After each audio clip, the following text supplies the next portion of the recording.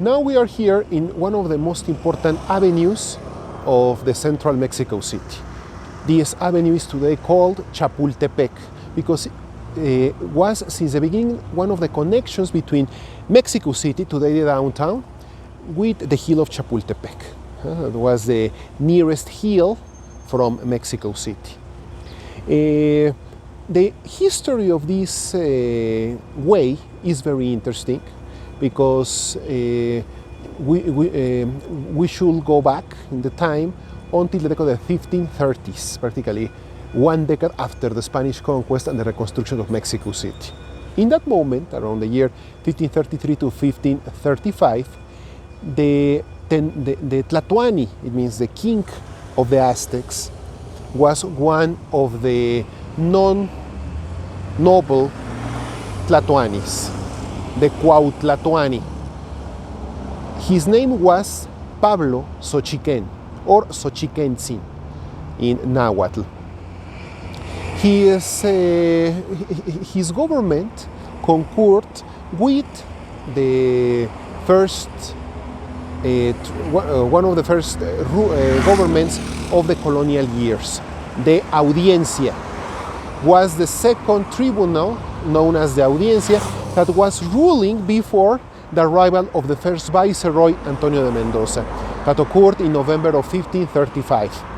So, Pablo Xochiquén and the second Audiencia made an important transformation in Mexico City in that moment. For example, the Audiencia decided to build the new market, the new tianguis of Mexico City in the southwest part, what today is the space occupied by the Colegio de las Vizcaínas in the downtown, one of the monuments of the 18th century, very beautiful college. That place was originally the market of Tenochtitlan. Also, at the same time, it seems, that point was connected directly with Chapultepec by a causeway that in that moment was crossing this part. This part of the city in that moment was the outside part of the country of the city, but was completely covered by water. Maybe the depth of the lake was not so much, but there were a lot of swamps still here. So the causeway practically crossed between the water, between the lakes, from Mexico City to the hill of Chapultepec. There was another route between Chapultepec and Mexico City that was the original route from Chapultepec, following the road called La Verónica, today part of the inner circuit, and then turned to the right in the causeway of Tacuba, what we know as La Calzada de Tacuba, to reach the Tacuba Street in the downtown. So this was the second way between Mexico City and Chapultepec. Was opened in the decade of the 1530s. Was a more direct way between Mexico City and Chapultepec. In the decade of the 1570s, 1575, the Tlatoani of that moment completely transformed to the Hispanic tradition, the Spaniard tradition, called Antonio Valeriano, and by the Spaniards was recognized as a governor, the governor of the Indians, not Tlatoani or king anymore. With the authorities of Mexico City, decided to make a new aqueduct. The other way between Mexico City and Chapultepec had an aqueduct. This is the second aqueduct. The aqueduct finished in the place that today is known as Salto del Agua.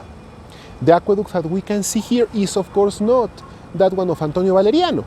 Well, it's an aqueduct that was rebuilt in the decade of the 1730s, 1740s, and the fountain that was its end is the fountain of Salto del Agua, built in the second half of the 18th century. So today you can see the aqueduct disappeared. Unfortunately, the ideas of progress of the Mexican liberalism in the second half of the 19th century decided to destroy the aqueduct because it was the symbol of the bad technology, the retarded technology of the colonial years. So the only part of the aqueduct that was respected, and that one that we can observe here, is this one. It's only a set of 30 arcs that, of the old aqueduct. In fact, from the two aqueducts from Chapultepec to Mexico City, only this set of arcs were preserved.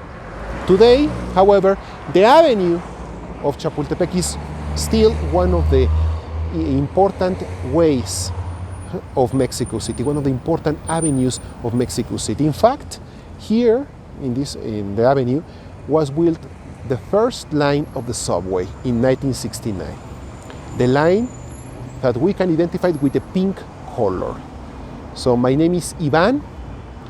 We are Rincones Turísticos, and it's very important to give us a like and share with your comrades and friends. Thank you.